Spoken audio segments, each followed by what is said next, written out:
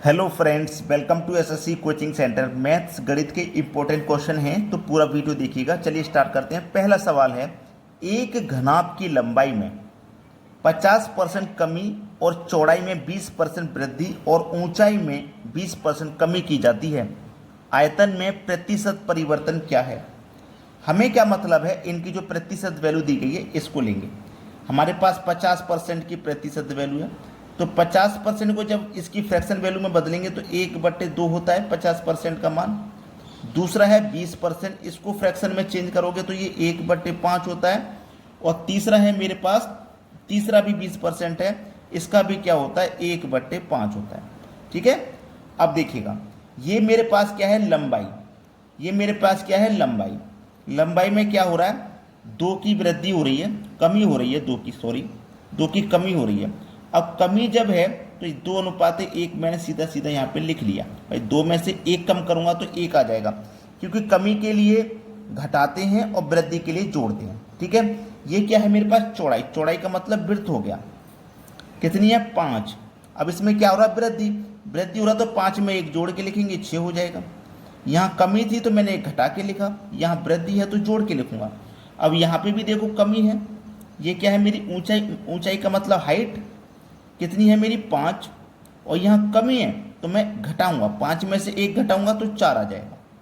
नीचे वाली संख्या एज इट इज होती है, जब कमी है तो ऊपर वाली को घटा के लिखते हैं और वृद्धि है तो ऊपर वाली को जोड़ के लिखते हैं। ठीक है, चलिए इनको मल्टीप्लाई करो। 5 × 5 25, 25 दूनी का 50, 4 × 24, 24 एकम 24। ठीक है, अब देखो इसको कटा के छोटा कर सकते हैं। 2 से कटा लूंगा 25 बार में और 2 से कटा लूंगा 12 बार में। ठीक है, यहाँ तक किसी को कोई समस्या नहीं। अब देखिए 25 और 12 का अंतर, यानी कि कोई चीज़ हमारी 25 की थी और हम उसे 12 में बेच रहे हैं, तो कितने का अंतर है भैया, कितने की कमी है 13 की। कितने पर, 25 पर। और प्रतिशत के लिए हम क्या करेंगे 100 से गुना, तो 25 से 100 को मैं 4 बार में कटा दूँ, 13 चौके 52, 52%। तो प्रतिशत परिवर्तन क्या है 52% का है, यानी कि डी ऑप्शन बिल्कुल सही जवाब है। कोई चीज़ 25 की थी, 52 में बेच रहे तो 13 का नुकसान 25 पर, प्रतिशत के लिए 100 से गुना। चलिए अब देखते हैं अगला सवाल। अगला सवाल है, यदि एक घनाभ की लंबाई और चौड़ाई में 14.2/7% वृद्धि होती है तो आयतन को समान बनाए रखने के लिए ऊंचाई में कितनी प्रतिशत कमी की जानी चाहिए? हमारे पास प्रतिशत वैल्यू 14.2/7%, इसकी फ्रैक्शन वैल्यू होती है 1/7।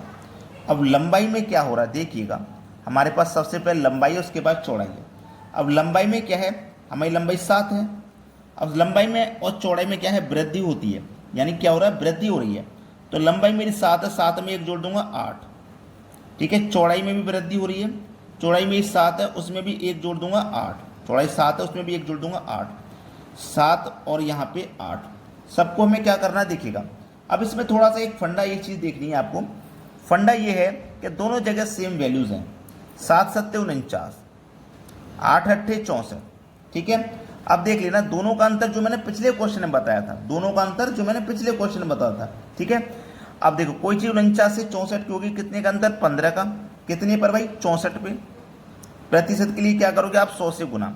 ठीक है, प्रतिशत के लिए 100 से गुना करोगे तो इसे मैं कटा दूंगा, 4 से कटाऊंगा इसको, 4 एकम 4, 4 छिंग 24 और 4 से इसको कटा दूंगा 25 बार में। ठीक है, अब देखोगा 15 और 25 का मल्टीप्लाई करूंगा तो 375 हो जाएगा, और बटे में कितना 16। अब 16 से इसे कटा दो तो 23 बार में 7 बचेगा, 7 ऊपर बटे में 16। ये आपके सवाल का बिल्कुल सही जवाब है, बी ऑप्शन। अब बहुत सारे बच्चों को इसमें जो कन्फ्यूजन है वो मैं क्लियर कर देता हूँ। आप बोलेंगे सर 7 49 से 64 हो गए 15 का, कोई चीज़ हमारी 49 की है, हम उसे 64 में बेच रहे हैं, 15 रुपये का फ़ायदा, तो ये 49 पे होना चाहिए ना, आपने 64 पे क्यों लिया है? ये आपके मन में अगर बात आ रही है तो मैं आपको एक चीज़ बता दूं कि जब ये सेम वैल्यू रहती है, जब ये सेम वैल्यू रहती है ना, तो आप इसको पलट के लिखते हैं हमेशा, पलट के। जैसे इधर 64 आया है तो इधर लिखोगे उसे, और इधर जो 49 आया है इधर लिखोगे। जब सेम वैल्यू देखो दोनों जगह 7 7 8 तो 7 7 49 आएगा ना, तो वो आपको इधर साइड में लिखना है। ठीक है, और 8 8 64 जो आएगा वो आपको इधर साइड में लिखना है। अब 64 की चीज़ 49 में बेचेंगे, 15 का नुकसान, कितने पर 64 पे। ये मैंने सीधा सीधा लिख दिया है, जबकि ये होता उल्टा है। ठीक है, पलट के लिखते हैं इसको। अब देखते हैं अगला सवाल। अगला प्रश्न है, चीनी की कीमत में 16.2/3% की वृद्धि होती है और एक परिवार की खपत में 25% की कमी आती है, व्यय में प्रतिशत परिवर्तन ज्ञात करो। ये मेरे पास कितना 16.2/3, 16.2/3%। इसको जब मैं फ्रैक्शन में चेंज करूंगा तो ये 1/6 हो जाएगा। ये मेरे पास 25% है, इसको जब मैं फ्रैक्शन में चेंज करूंगा 1/4 हो जाएगा। ठीक है, तो मैं यहाँ लिख लेता हूँ रुपए, और यहाँ लिख लेता हूँ मैं खपत, और यहाँ लिख लेता हूँ व्यय। ठीक है, चलिए रुपया, खपत और व्यय। रुपया कितना है 6। ठीक है, यहाँ पे वृद्धि हो रही है ना, तो 6 में क्या करूँगा मैं 1 जोड़ के लिखूँगा 7। ठीक है, खपत कितनी हुई 4 की, उसमें कमी आई है तो 4 में से 1 की कमी आई है, मतलब 3, 1 कम करके लिख दूंगा 3। 6 चौक को 24, 7 त्रिक का 21। पहले कितने की खपत थी भाई, बचत थी, व्यय था 24 का, फिर बाद में कितने का होगा 21 का, तो कितना कम हो गया 3, कितने पर 24 पर, और प्रतिशत के लिए 100 से मल्टीप्लाई। ठीक है, यहाँ तक किसी को कोई दिक्कत नहीं। अब इसको कटा लेंगे, बस आपके सवाल का आंसर आ जाएगा। 3 अट्ठे 24, और 8 से जब 100 को कटाओगे तो ये कट जाएगा 12.5 बार में। 12.5% आपको मिल जाएगा डी ऑप्शन में। अब देखते हैं अगला सवाल। सवाल है, यदि एक संख्या के 2/3 का 1/4 बराबर 100 है तो वह संख्या क्या है। यदि किसी संख्या की वो संख्या हमें पता नहीं है तो हम उसे x मान लेते हैं। k का मतलब होता है मल्टीप्लाई कितना 2/3, का मतलब मल्टीप्लाई 1/4 बराबर 100 है। ये है सवाल। ठीक है, इसी को हल करना है। देखिएगा, यहाँ पे जो कट सकता है उसे कटा लेंगे, जो नहीं कटेगा छोड़ देंगे। चलिए सबसे पहले मैं क्या करूँगा, x बराबर 100, बराबर का 100 लिख लिया। अब ये जो संख्या है मैं इनको बराबर के इधर ले जाऊंगा तो ये पलट जाएंगी, यानी कि 2/3 है तो 3/2 हो जाएगा, और ये 1/4 है तो 4/1 हो जाएगा, पलट जाएगा। तो 2 से देखिए 4 कट जाएगा 2 बार में, कट गया। अब x का मान निकाल लो, 100 का 3 से मल्टीप्लाई करो, 300, 300 का 2 से करो तो 600। तो जो x का मान है वो 600 है। किस ऑप्शन में, देखो बी ऑप्शन में मिल जाएगा। ये आपके सवाल का बिल्कुल सही जवाब है। अब देखते हैं अगला प्रश्न। अगला प्रश्न है, 2 लगातार छूट 10% तथा 15% के बराबर एक छूट कितने प्रतिशत की होगी। 2 लगातार छूट है। अब देखो कोई संख्या है अपने आप में 100% होती है, उस पर 10% की छूट है, तो इसका मतलब आप उसे 90% में बेचेंगे। परसेंट का मतलब बटे में 100। फिर दूसरी चीज आपकी 15% की छूट है। कोई भी चीज़ अपने आप में 100 की होती है, 15 की छूट देंगे तो आप उसे 85 में बेचेंगे। परसेंट का मतलब बटे में 100। यही तो होता है। इसको आप सरल कर लीजिए, बस आपका आंसर आ जाएगा। ठीक है, देखो 2 जीरो से आपके ये 2 जीरो कट गया, यानी कि 100 से 100 ये कट गया। अब यहाँ पे 1 जीरो से मैं यहाँ पे ये वाला 1 जीरो कटा दूंगा।